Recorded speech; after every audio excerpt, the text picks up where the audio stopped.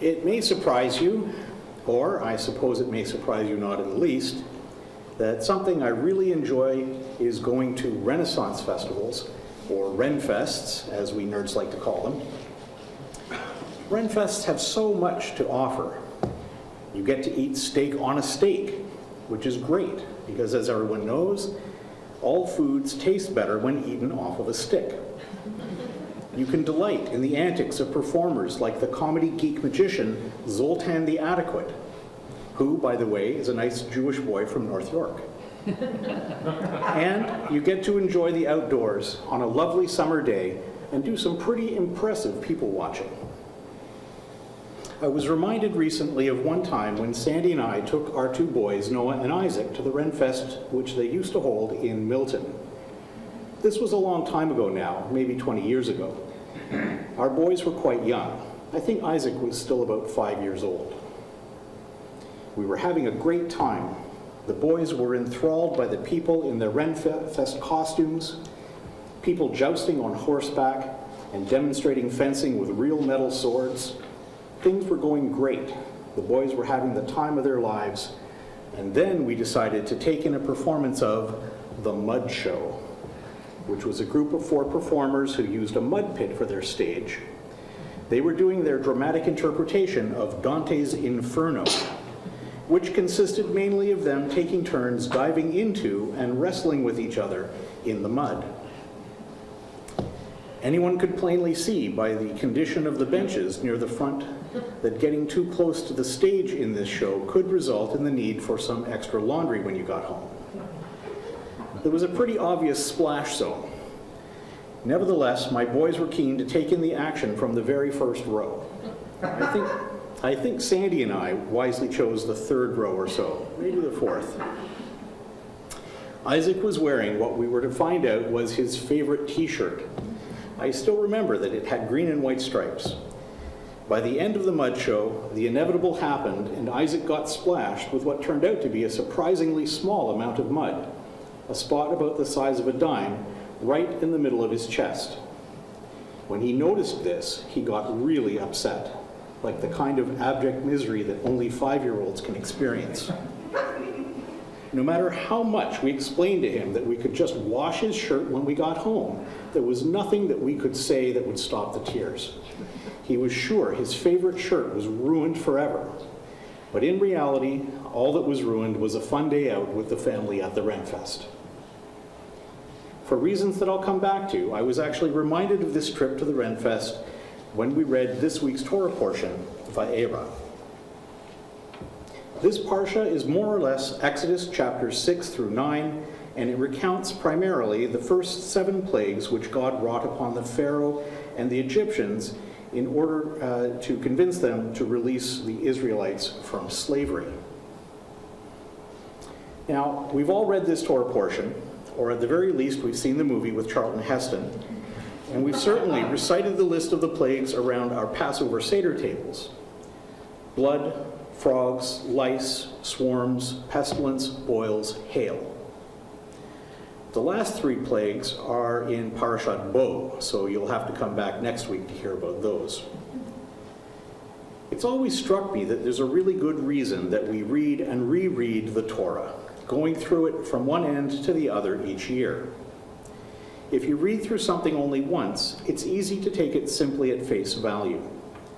It would be easy enough to read Va'era and think to yourself, God wanted Pharaoh to free the Israelite slaves, but Pharaoh was being kind of a jerk about it, so God sent some plagues to pressure Pharaoh into changing his mind. Okay, got it. Now we can move on to the next part of the story, and so forth. But my view has always been that reading Torah to find out what happened is kind of a missed opportunity. What happened, who was there, what was said, these are all important. But for me, the more important thing that we can get from reading the Torah is the why. One of the reasons that getting why out of Torah is so important is because why is often something that doesn't come out on the surface. Sometimes we can be hit over the head with the what and even the who, but the why is something we often have to dig for. It requires us to be engaged in the text, we often can't passively consume the why. To really engage in the text, you have to read it closely, which means reading and rereading. It also means applying our other knowledge and our life experience, which is why rereading the Torah every year is so important. As you grow older and gain new life experiences, you have more tools to bring to the task of finding the why in Torah. Let's take a quick look at the what in this week's portion and see if we can shake loose any interesting whys in the process. At the very start of the portion, God is talking to Moses, and God says two very interesting things. First, he tells Moses that Abraham, Isaac, and Jacob knew God by the name El Shaddai. God says he didn't make himself known to the patriarchs by the name Adonai. This new name, Yud-He-Vav-He, I will be what I will be, is the one that Moses is to use when the Israelite slaves ask, "Who sent you?" God's chosen this point in history to reveal a new name. I think that's definitely worthy of asking, why that and why now? Let me quickly suggest a possible answer to these questions. To me, when God changes his name, or the name he wants us to call him, he's signaling an important shift in our relationship with him. El Shaddai has connotations of God as a parent, a protector, and even a creator. God's covenant with Abraham was based simply on God making a promise and Abraham accepting God's command to get up and go. In Parshat Vayera, God is signaling a shift from creator to redeemer. The covenant that the Israelite slaves will soon be entering into at Sinai is about God's revelation through Moses of the mitzvot and our scriptures, which we accept because God redeemed us from slavery and made us free. The second thing that God says to Moses is that he's to tell the Israelites that God has heard their pleas and that he's going to free them and redeem them with an outstretched arm and through extraordinary chastisements. When we think about the 10 plagues, we think of it as being about the back and forth between Moses and Pharaoh. But it's important to remember that before Moses ever goes to see Pharaoh, he first goes to speak to the Israelites. That's another thing that makes me wonder why. Although we know the story, let's take another closer look at the what and see if any whys pop out.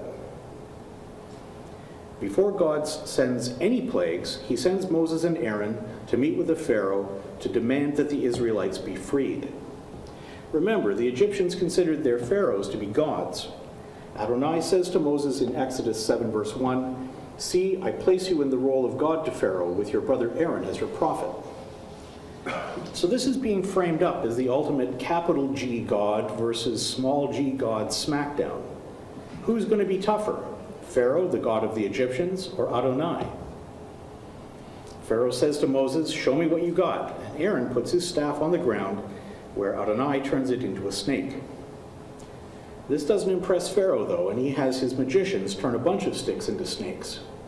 But Aaron's snake eats the Egyptian snakes, so the first point goes to Adonai. We're not surprised, of course, because we know how the story is going to turn out. But Pharaoh isn't ready to admit defeat yet.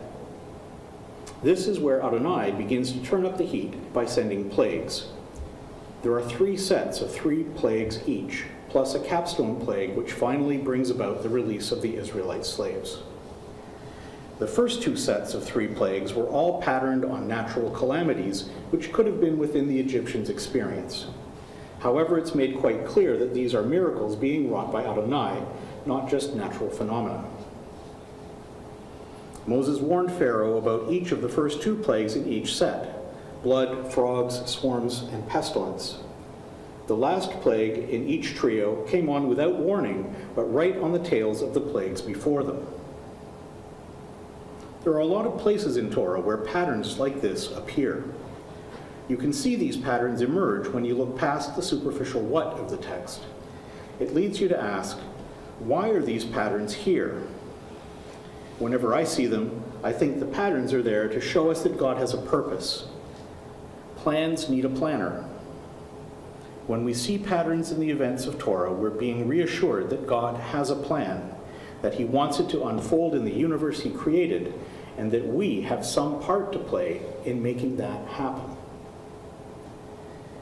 One of the other things about patterns in the Torah is that they're interesting insofar as they repeat in predictable ways, but they're even more interesting insofar as there are variations in the repetitions. There's a why behind the existence of the pattern, but there are even more whys behind the ways these patterns change. Pharaoh's court magicians could replicate the first couple of plagues, but by the third one, they were stuck, and even they said, "This is the finger of God."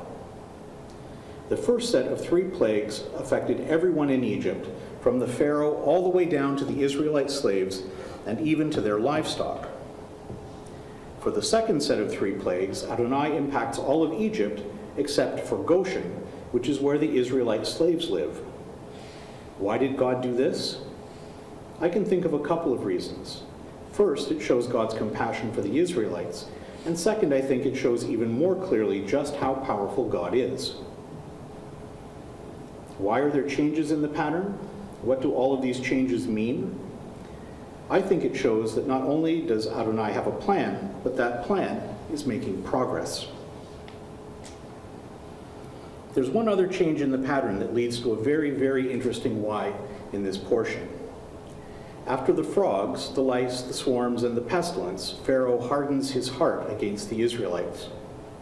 After the 6th plague, though, after the boils, it says in Exodus chapter 9, verse 12, "But Adonai stiffened the heart of Pharaoh, and he would not heed them, just as Adonai had told Moses." This is one verse that I think gives a lot of people more than a little bit of trouble. At the end of the 6th plague, maybe Pharaoh was about to give in, but Adonai hardens Pharaoh's heart so that he still refuses to free the Israelite slaves. This is 6 plagues in, and the 7th plague, hail, is where people actually start to die. I think we have to ask, why is God taking deliberate steps to make sure that Pharaoh doesn't cave in after the 7th plague? There's a lot of suffering and even death still to come, and maybe it could have been avoided if God hadn't chosen to harden Pharaoh's heart right at that moment. I think for some people, maybe a lot of people, it seems almost inconceivable that God would cause Pharaoh to remain stubborn, even knowing that this is going to lead to suffering and death. It doesn't seem compatible with our conception of God. As Jews, one of our core values is compassion. As Canadians, one of our most intrinsic ideals is fairness. Preventing Pharaoh from giving in after the 7th plague seems neither compassionate nor fair. So it's perfectly natural for us to read about this and feel uncomfortable. And it's not like these are only modern ideals that we've projected into another time and another culture. Even Abraham asks God, "Shall not the judge of all the earth deal justly?" So here we are with a great big why. If the plagues were meant to convince Pharaoh that Adonai is more powerful and that the Israelite slaves should be freed to go worship Adonai, then why would God stop Pharaoh from coming to that very conclusion himself after the 7th plague? Let me suggest a possible answer.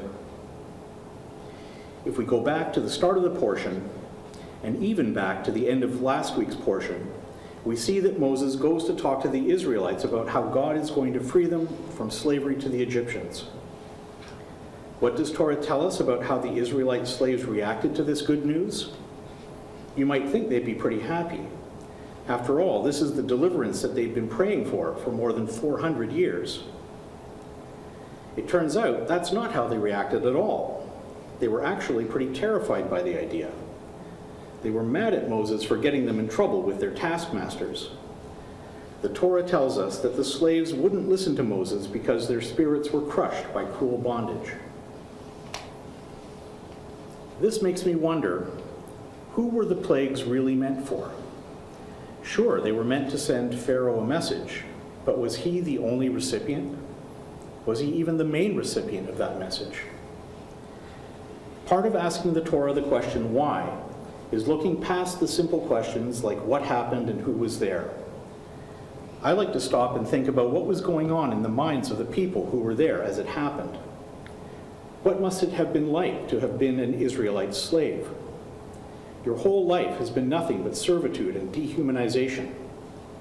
You're more than 10 generations into this misery, so much so that the very thought of being made free must have seemed beyond hope.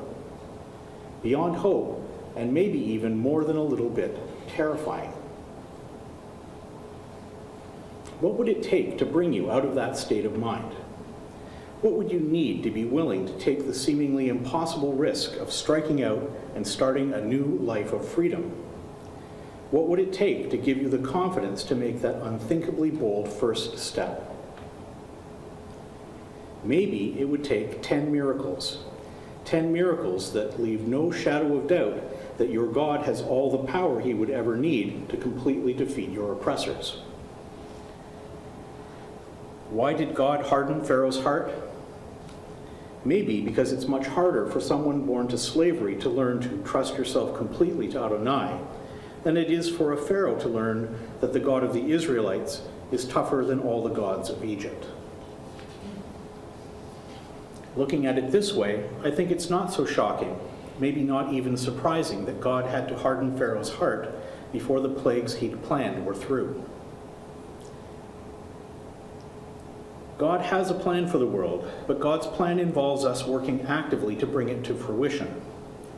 God had a plan to redeem the Israelites from slavery, but God first needed to get our ancestors ready to receive the gift of redemption. The Israelite slaves needed that so that they, and we, their descendants, would truly understand the central importance of freedom and compassion for the oppressed. Life doesn't always make it easy to see that God has a plan for the world, but our Parsha is teaching us that he does, nevertheless. Our daily concerns, some of which can admittedly be very, very serious, often make it hard for us to see the even bigger picture. Sometimes it takes a big shock to break us out of our old habits and attitudes, maybe something like at least 10 plagues, or more recently, a global pandemic. You've heard about the Great Resignation, where lots of people suddenly got knocked out of their daily grind. This disruption made a lot of people stop and reevaluate what they wanted out of life. It may be easier to see the bigger picture if we spend more time asking the Torah why.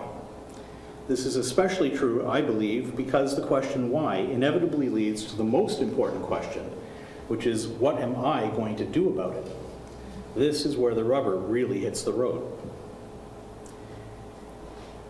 When Sandy and I took our young sons to the Ren Fest all those years ago, we had a plan for a fun day out with the family. But my little preschooler son Isaac couldn't see that because he couldn't get past the horrifying spot of mud on his favorite t-shirt. We need to look past our troubles and our worries and trust ourselves completely to Adonai, the way our ancestors did as they were about to put 400 years of slavery behind them. If we can learn to do this, then maybe we too can each find our own particular ways to fulfill our parts in God's big picture, even on those days when life splashes mud on our favorite t-shirts. Shabbat Shalom.